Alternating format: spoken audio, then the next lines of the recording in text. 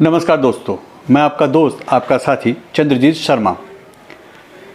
इस समय हम हैं अरविंद नगर खजूर वाली गली में और यह आता है घोंडा विधानसभा के घोंडा वार्ड में और यहाँ की निगम पार्षदा हैं दुर्गेश तिवारी।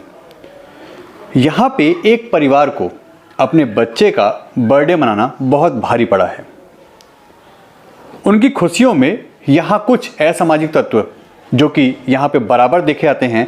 हमने कई बार यहाँ पे रिपोर्टिंग की है कि इस पूरे ब्रह्मपुरी एरिया में घोंडा के अंतर्गत आने वाले इस पूरे ब्रह्मपुरी, अरविंद नगर, जयप्रकाश नगर, ऐसे इस एरिया में लगातार शराब हो, नशा हो, इन सब का कारोबार ज़बरदस्त तरीके से फल फूल रहा है। और एक चीज़ और साफ कर दें, यह आता है जाफराबाद थाने के अंतर्गत यह घर खजूर वाली गली का, जिसकी रिपोर्ट हम आपको अभी दिखा रहे हैं। यहाँ पे 15 मार्च को एक फैमिली का घर में बर्थडे मनाया था अपने बच्चों का। फैमिली के लोग आते हैं गाड़ी को, यहाँ जब शाम को प्रोग्राम ख़त्म शुरू होता है तो उसके बाद वह प्रोग्राम को जब फिनिश करते हैं तो उनके रिलेटिव जब घर से निकलते हैं जाने के लिए तो उनकी गाड़ी बैक करने को लेके हंगामा होता है। और वो हंगामा उनसे होता है जो यहाँ पे लगातार बैठ के चौक चौराहों पे लगातार दारू और शराब पीते हैं, आते आती माताओं बहनों को छेड़ते हैं और उनके साथ बदतमीजी करते हैं। यह रिपोर्ट हमें बराबर मिल रही है इस एरिया से। हमने कई बार रिपोर्टिंग भी की है। यहाँ लड़कियों को भी लगातार नशे के कारोबार में धकेला जा रहा है और अब उसका जीता जागता एक उदाहरण आपके सामने फिर हम आज लेके आए हैं। यहाँ पे ड्रिंक करने वाले कुछ असामाजिक तत्व, उसमें कई लोग हैं, उसमें हिंदू भी हैं और मुस्लिम लोग भी हैं। एक फैमिली पे अटैक करते हैं सिर्फ छोटी सी बात को लेके कि गाड़ी बैक कर रहे थे और जो ड्रिंक कर रहे थे उनको अपने सामने ये गाड़ी खड़ी हुई नागवार गुजरी। उन्होंने इस गाड़ी को हटाने के लिए इन पे प्रेशर बनाया और इन्होंने कहा भाई 10 मिनट की बात है, हम गाड़ी हटा रहे हैं, हमारे रिलेटिव जा रहे हैं। मगर वो इतने नशे में डूबे हुए थे कि उन्होंने कहीं भी इनकी इस बात को नहीं समझा कि रिलेटिव किसी के भी हों, इज्जत सबकी होती है। बस इसी बात को लेके उन्होंने जमकर गाड़ियों पर तोड़फोड़ की। इनकी गाड़ी को कई तरीके से आपको हम दिखाएंगे इस वीडियो में, बहुत ज़्यादा क्षति पहुंचाई है।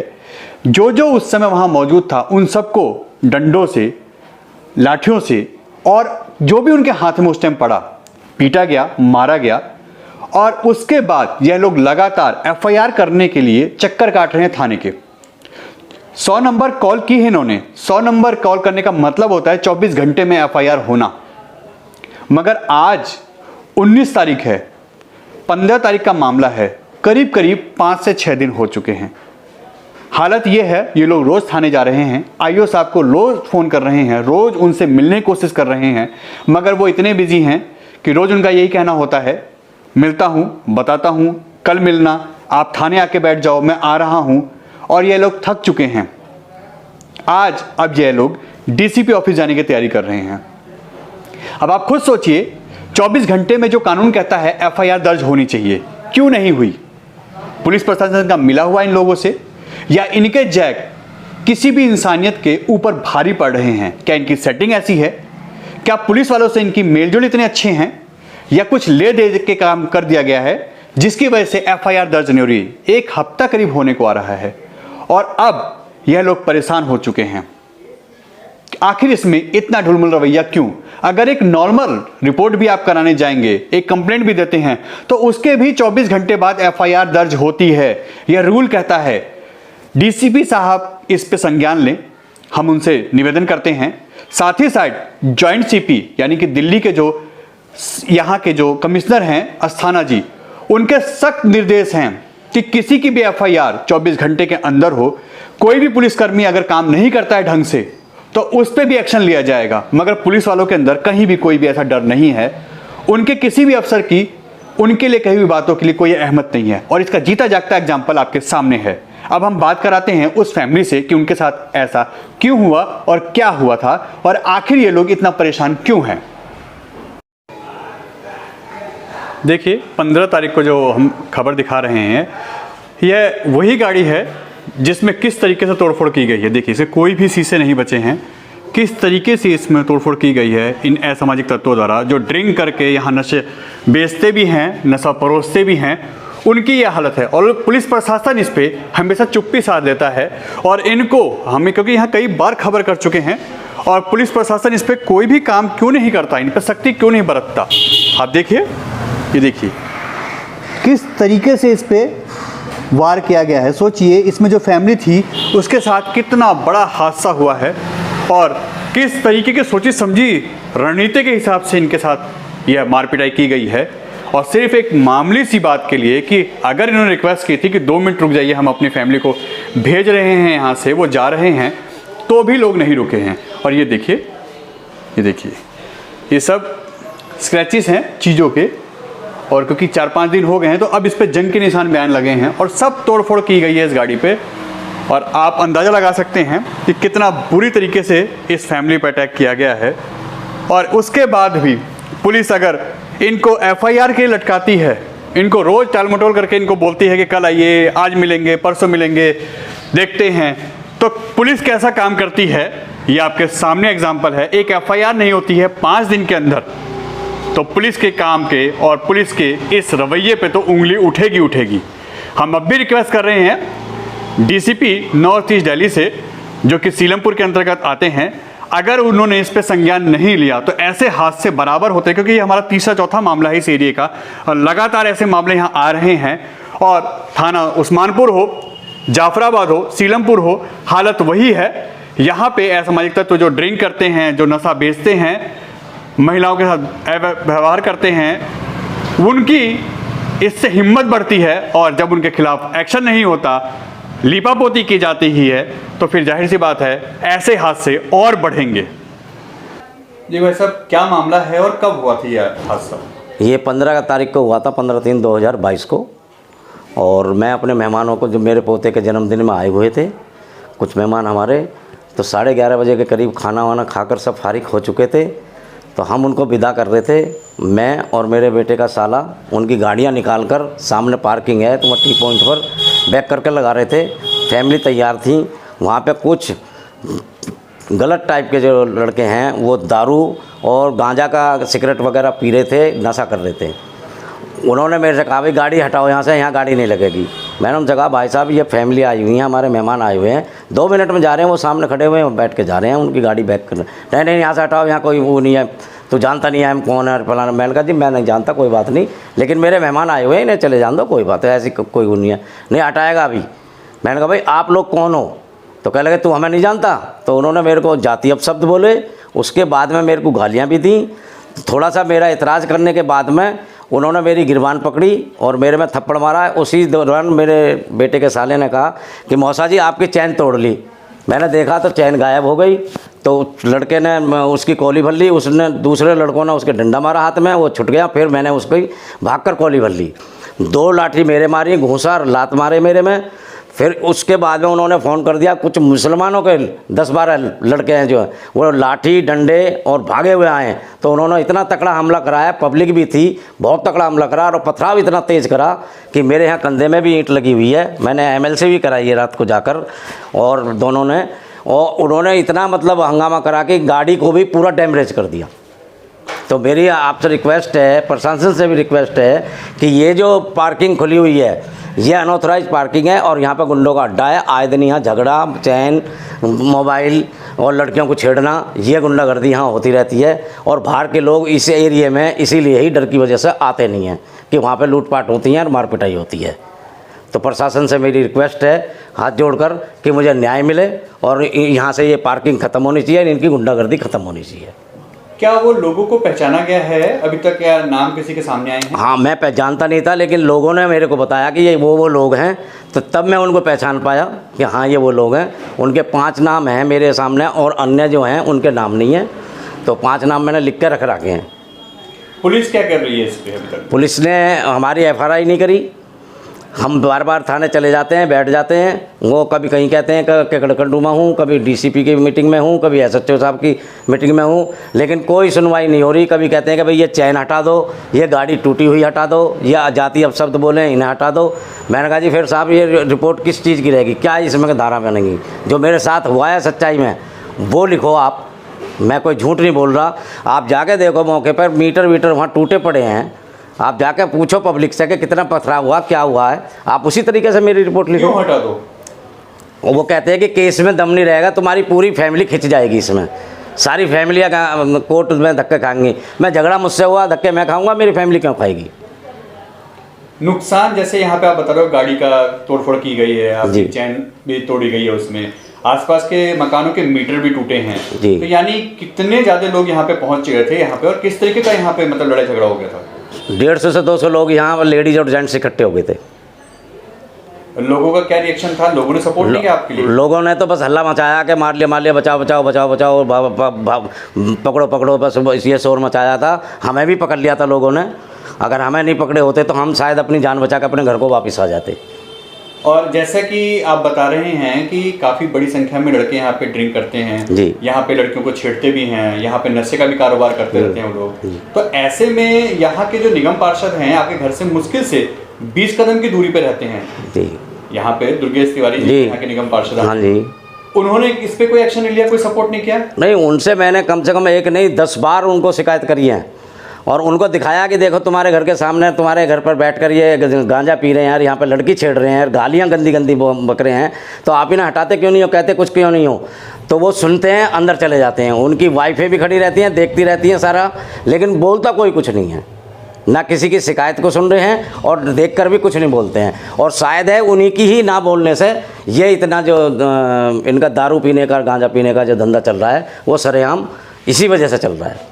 तो ये तो उनके घर के आसपास की समस्या अक्सर हम सुनने को मिलता है, तो यहाँ पे ये अक्सर होता रहता है उनके घर के आसपास?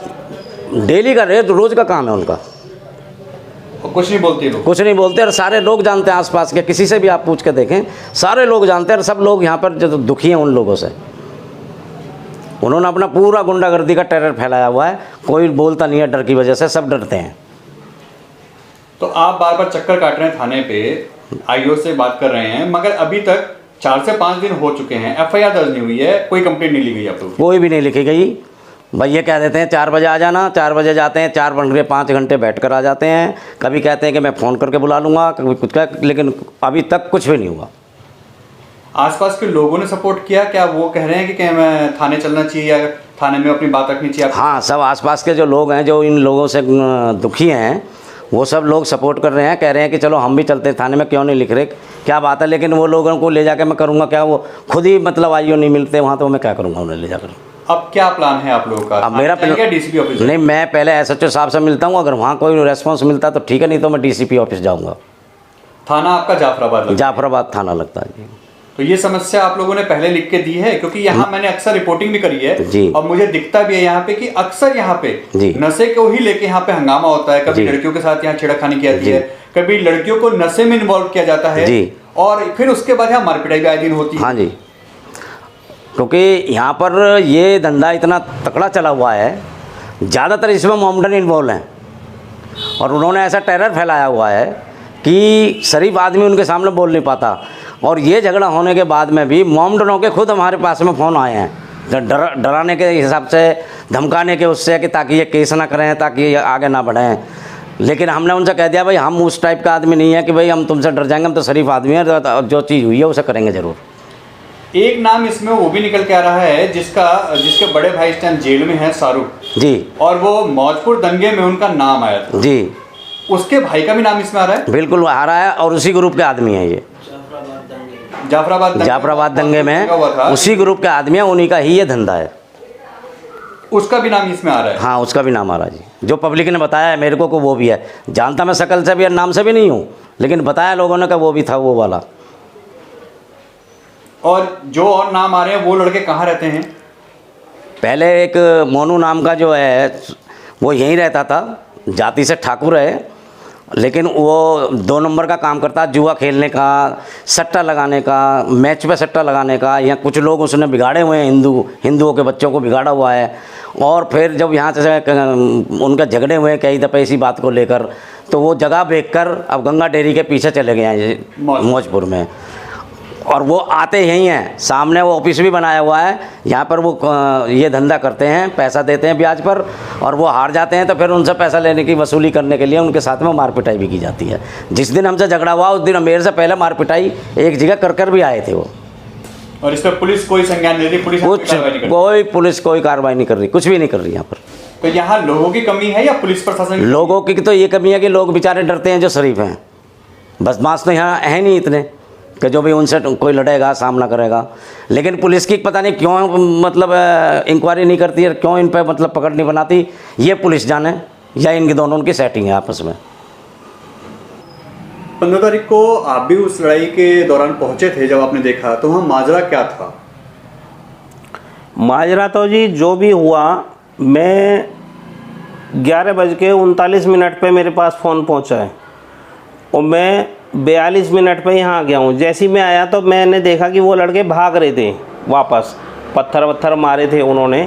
यहाँ मीटर भी टूटा इनका, ये निगम पार्षद के भाई का, जो निगम पार्षद हैं उनके जेठ का मीटर भी टूटा है। उनके मकान पे मीटर लगा हुआ है, गली के सामने मकान पड़ता है उनका।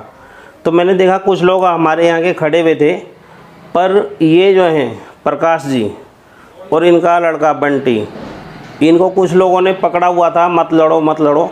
तो मैं जब देखा तो ये सब सीन चल रहा था, लेकिन यहाँ ये जो समस्या है जो इनके साथ हुआ, इनकी गाड़ी पूरी फूटी पड़ी थी, एक भी शीशा इनकी गाड़ी का नहीं बचा। ये समस्या मेन वही है जो इन्होंने अभी बोला कि यहाँ जो है ना, ये नशा बिकने लगा है। नशा करते तो हैं ही लोग, बिकता भी है।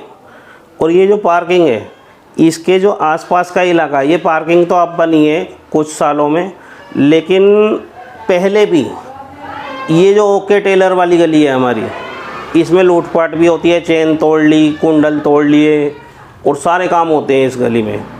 और ये 2 थानों का एरिया पड़ जाता है। सामने ये जो फतेह सिंह मार्ग है, इसके उस तरफ उस्मानपुर थाना है और इस तरफ जो है ये जाफराबाद थाना है। लेकिन उस्मानपुर थाना क्षेत्र के लोग जो हैं, ये मुस्लिम लोग, खड्डे वाली मस्जिद के आसपास के, जो खड्डे वाली मस्जिद के आसपास का इलाका है, यहाँ के कुछ तत्व हैं मुस्लिम जो अवैध काम करते हैं, जैसे गांजा बेचना, दारू बेचना, सट्टा खिलवाना, जुआ सट्टा, सारे काम इनके हैं। नशा खुद भी करते हैं, औरों को भी करवाते हैं। इन्होंने कुछ हिंदू लड़कों को भी अपने चंगुल में फंसा रखा है, या उन्हें बहला फुसला के, या जो भी जो उस तरफ लड़के रहते हैं उनको ये हिंदुओं से लड़वाते हैं और फिर खुद आके हिंदुओं पे अटैक करते हैं। क्योंकि उन्हें इन्होंने कह रखा होता है, हाँ तेरी कोई बात होगी तो फ़ोन कर दियो, बस हम आ जाएंगे। ये पहले एक झगड़ा करके आ चुके थे उस दिन, बाद में मुझे पता लगा। तो वो झगड़ा ये करके आए थे मंदिर के आसपास, जो फतेह सिंह मार्ग पे मंदिर है। बाद में ये यहाँ आए, यहाँ के ये जो मुझे जो पता लगा कि ये दारू वारू पी रहे थे। इनकी एक स्कूटी भी यहाँ मिली मुझे, वो उठवा के पुलिस को दी गई, पुलिस ले गई है थाने स्कूटी को, उसी रात ले गई थी। तो एक स्कूटी इनकी छूट गई, बाकी इनके पास गाड़ियाँ 2-3 स्कूटी वगैरह थी, बाइक भी थी उनमें एक, वो गलती से इनसे रह गई भगदड़ में स्कूटी, तो वो पुलिस ले गई है स्कूटी। लेकिन इनकी जो गाड़ी फूटी है उसका दंड कौन भरेगा? इनका क्या कसूर था? इनके घर में प्रोग्राम था जन्मदिन का, इनके 2 पोतों का जन्मदिन था उसी दिन। तो लड़कियां आई हुई थी और रिश्तेदार आए हुए थे। गाड़ी यहाँ से बैक करने में, इनके घर से बैक करने में कम से कम 20-30 मीटर पीछे जाना पड़ता है, क्योंकि वहाँ चौड़ी जगह है, चौराहा है, तो वहाँ से गाड़ी बैक हो जाती है। घर के सामने से गाड़ी बैक नहीं होती। तो क्या मैं पूछता हूँ, इतना भी अधिकार नहीं है कि आदमी 2 मिनट वहाँ गाड़ी लगा के अपनी फैमिली को बुला के बैठा सके? तो इसमें यहाँ के नेता हैं, चाहे विधायक हो यहाँ से, चाहे यहाँ के निगम पार्षद हों, क्या उन लोगों के पास कभी कंप्लेंट नहीं डाली गई? क्या उन लोगों ने कभी सपोर्ट नहीं किया इन चीज़ों के? क्या खिलाफ जाके आप लोगों को सपोर्ट करें? नहीं, विधायक जी तो सपोर्ट करते हैं हमारा क्या मतलब, वो सही का सपोर्ट करते हैं और उन्हें भी पता है सारी बातें क्या हैं। लेकिन ये जो निगम पार्षद की आप बात कर रहे हैं, ये निगम पार्षद के नाम पे तो नील हैं, ये कुछ नहीं है। इन्हें निगम पार्षद कहना भी निगम पार्षद का अपमान है। इनके घर के बाहर होता है सब कुछ। इनके ससुर सांसद रहे हैं, विधायक रहे हैं, दिल्ली के पहले फूड मिनिस्टर रहे हैं, पर ये इतना नहीं कर सकते कि डीसीपी साहब को एक फ़ोन करके कह दें कि मेरी गली में लूटपाट हो रही है, मेरे घर की दूसरी साइड वाली गली में हिसाब किताब होता है, तो भैया ये क्या चल रहा है। इनके घर के बाहर दारू पीते हैं। इनके घर निगम पार्षद कौन है ये है दुर्गेश तिवारी जी।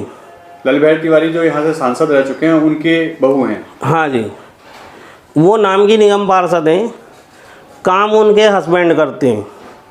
वो खुद कहते भी हैं कि मैं हूँ निगम पार्षद, लेकिन काम क्या होता है, यहाँ इस चौक पे सबसे बड़ी फैमिली उनकी है। दिन में भी लड़के दारू पीते हैं यहाँ बैठ के, लेकिन वो किसी को टोकते नहीं हैं। उनकी पूरी फैमिली बिल्कुल नहीं बोलती। क्यों? उन्हें भी डर है, गलती उनकी नहीं है, उन्हें भी डर है।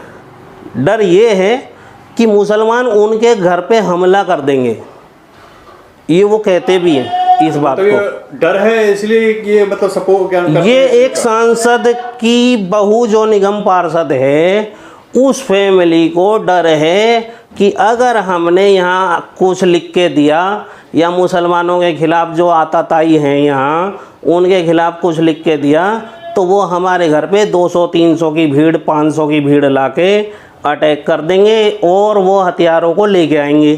कट्टे तमंचे सब लेके आते हैं वो, तलवार डंडे वंडे जो है। और वहाँ तलाशी ले ले पुलिस, पूरी खड्डे वाली मस्जिद का एरिया घेर के अगर घर घर तलाशी ली जाए तो बहुत हथियार मिलेगा। गारंटी है इस बात की। आप एक ट्रक भर सकते हैं, कम से कम एक ट्रक। मतलब इन लोगों के अंदर, चाहे वो यहाँ के निगम पार्षद हों, चाहे पूर्व यहाँ से सांसद रहे हों ललित तिवारी, फैमिली में डर है, इसीलिए ये लोग नहीं बोलते। जी डर है, मैं खुला कह रहा हूँ, डर है। मुझे डर नहीं है। हालांकि मुझे भी मेरे घर वाले कहते हैं तुझे कोई मार देगा, ऐसे मत बोले कर, लेकिन क्या करूँ, चुप नहीं रह सकता। मैं एक स्वतंत्रता सेनानी का पोता हूँ, कुछ भी गलत होगा तो मैं बोलूँगा। मुझे मरने का डर नहीं है, लेकिन लोगों को तो है। लोगों की आम जिंदगी है, वो आराम से जीना चाहते हैं। मेरी भी आराम की ज़िंदगी मैं जीना चाहता हूँ, मेरी भी आम आदमी की ज़िंदगी है। लेकिन क्या करें, कोई तो बोलेगा ना, बोलना पड़ता है। कब तक नहीं बोलेगा आदमी, कब तक जुल्म सहता रहेगा। ये अड्डा है पूरे खड्डे वाली मस्जिद के आसपास का, और यहाँ कई लोगों के फ़ोन भी आ रहे हैं। मैं भी खुद भी उस दिन जैसे ये कह रहे कि पुलिस बुलाती है 2 बजे 3 बजे आ जाना, हम गए होली वाले दिन 3 बजे यहाँ से, शाम को आ रहे हैं 8 बजे घर। काम क्या हुआ जी? कुछ नहीं, ऐसे बैठे थे बस। मतलब एफआईआर भी नहीं दर्ज हुई, कोई बात नहीं करी पुलिस ने? नहीं जी, इनकी सेटिंग है ना, जो इनका गांजा वांजा बिक रहा है, दारू वारू बिक रही है। कैसे बिक रही है? एक जो बीट ऑफिसर होता है उसे मेरे घर का भी पता है, इनके घर का भी पता है, उसे वो इलाके का मालिक होता है, उसको हर घर के हर आदमी की जानकारी होती है। तो क्या उन्हें ये नहीं पता कि यहाँ गांजा बिक रहा है? कौन है बीट अफसर यहाँ का? अभी नाम तो मेरे को ध्यान नहीं। क्या नाम है? मनीष सागर के हाथ में तो ये केस है।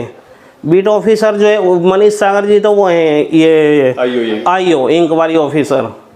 बाकी पुलिस भी अपना काम करती है, ऐसी बात नहीं करती, लेकिन जो इनके मामले होते हैं अपराधियों के, जो खड्डे वाली मस्जिद के आसपास के, उसमें वो लटकाए जाते हैं, अक्सर लटकाए जाते हैं। क्योंकि मैं तो कई मामले देख चुका हूँ, मैं एक सामाजिक आदमी हूँ। अभी पीछे भी हमने खबर की थी जिसमें आपका इंटरव्यू लिया था जी, और वहाँ पे एक नेगी लड़का था। हाँ जिसके साथ काफी मार पिटाई की थी, हाथ में भी उसका फ्रैक्चर आ गया था। जी। उस समय भी यही सामने आया था केस की, क्या नाम है, यहाँ पे नशे कारोबार होता है और इसी तरीके से यहाँ हरकतें हमेशा होती रहती हैं। जी, उनमें भी यही लड़के शामिल थे, यही लड़के उनमें भी शामिल थे नेगी को मारने वालों में। क्योंकि मैं अभी आया तो, क्योंकि मैं कई दिन से देख रहा हूँ, जब से ये झगड़ा हुआ है, कुछ लड़के आते हैं इधर उधर खड़े होते हैं इंक्वायरी करने के लिए, इन्हीं के लड़के होते हैं वो। तो एक लड़का यहाँ सामने खड़ा था, तो उसका पहले भी जो नेगी को मारने वालों में हाथ था वो था, और उसका भाई था।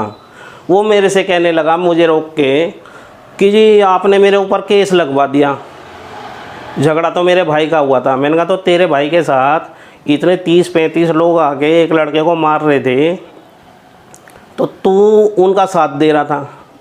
गलत का साथ तुम खुद देते हो, फिर दूसरों को कहते हो, अपने को विक्टिम दिखाते हो कि जी मेरे पे केस लगवा दिया। ये नहीं चलेगा, ये चलने नहीं देंगे हम। ख़ास तौर से अरविंद नगर में तो बिल्कुल नहीं चलेगा।